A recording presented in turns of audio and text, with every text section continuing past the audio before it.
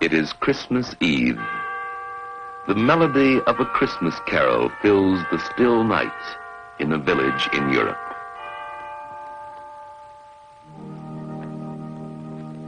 It is Christmas Eve. The same song comes from a church in a small town in America. For nearly 150 years, in many parts of the world, people have been singing this carol. It is the song we call Silent Night.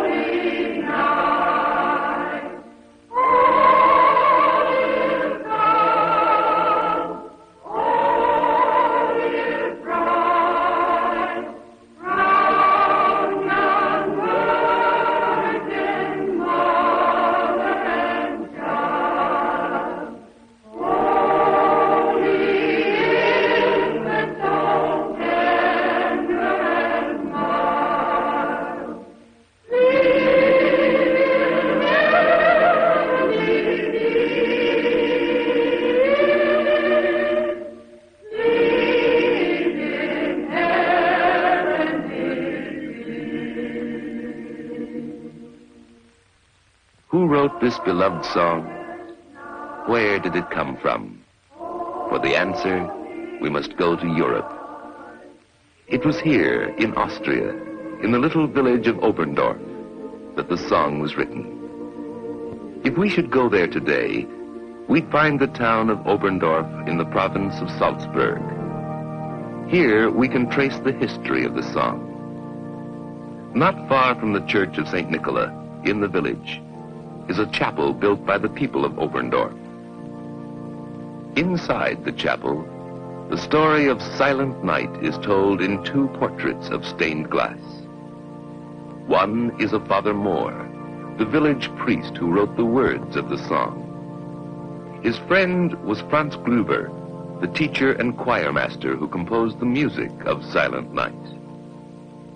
For the story of the two men and the song they wrote, we must go back a long time. We must go back a century and a half.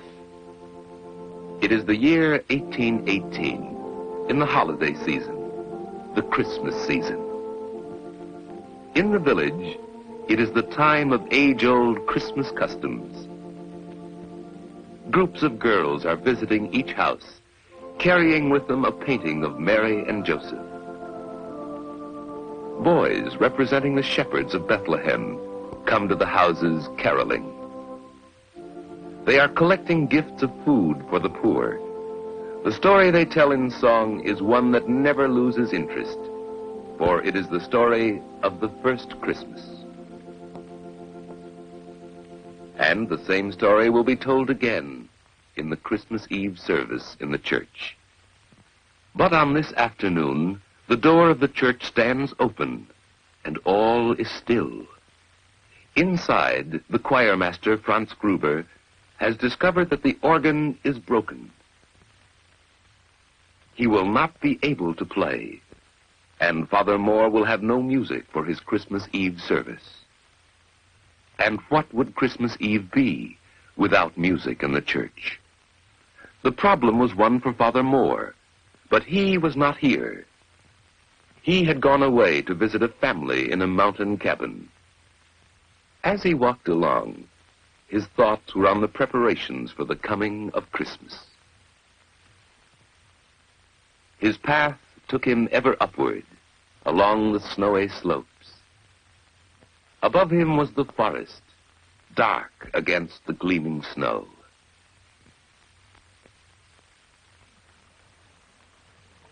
From below came the faint and musical sounds of a mountain stream. And all about him was the quiet beauty of God's world. It was evening when he reached the house.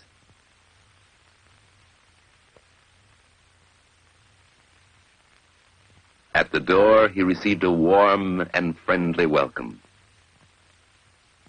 And there before him lay a baby with his mother. Perhaps as he watched, Father Moore may have thought of another child, the Christ child, lying in the manger. It was night when Father Moore started back to the village. In the moonlight, the mountain slope lay still and calm. It was a beautiful night, a holy night. Father Moore thought of many things: the child he had seen, the beauty of the night, the Christmas soon to come. And so it was, as some say, that on his return to the village, Father Moore wrote a poem. The words seemed to come quickly and easily. Stille Nacht, heilige Nacht. Silent night, holy night. Even as he wrote, the priest wondered whether the poem could be set to music. Father Moore decided to take it to Franz Gruber. The two friends, priest and schoolteacher, talked it over together. The schoolteacher began to read. Silent night, holy night.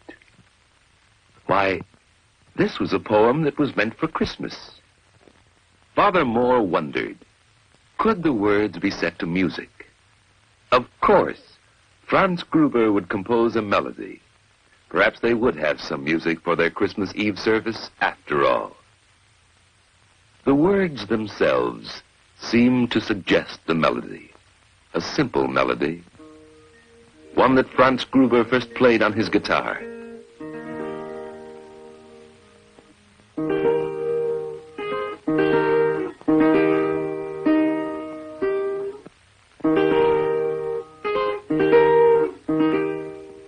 And so it was that the song two men had written was presented for the first time in 1818 at the Christmas Eve service in the village church.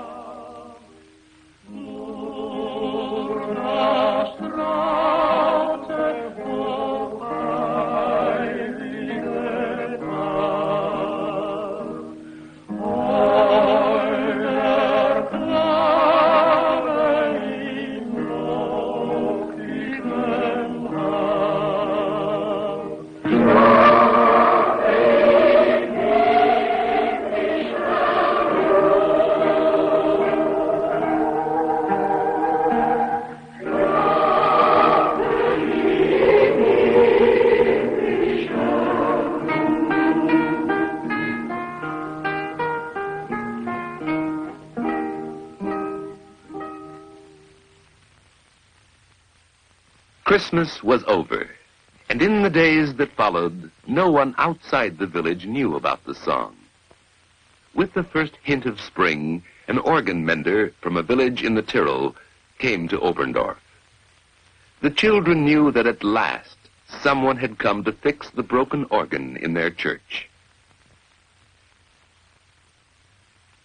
And indeed, it was not very long before the old craftsman had put the instrument into working order.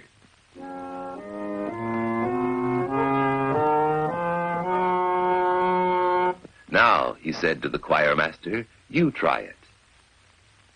And so Franz Gruber sat down and began to play the Christmas song he had written some weeks before.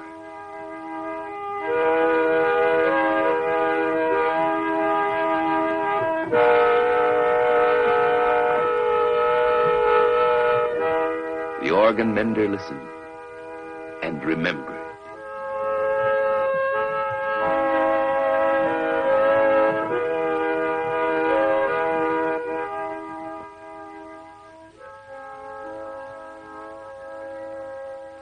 All the way back to his own village, the organ mender thought of the lovely words and simple melody.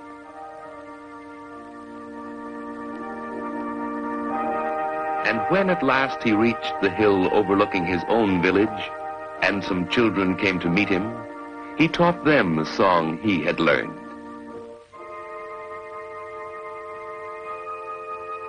Down the hill ran the children, and with them went the song, Silent Night.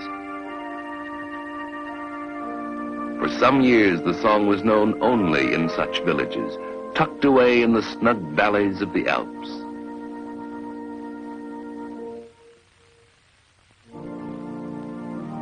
But finally, it found its way to St. Peter's Abbey in Salzburg.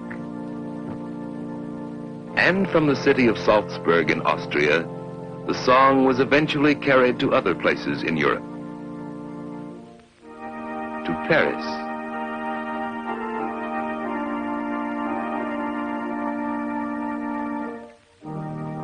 to London,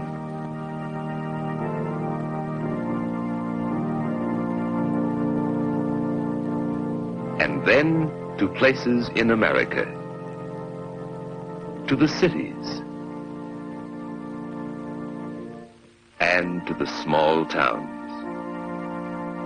Today, Silent Night is a song that belongs to everyone.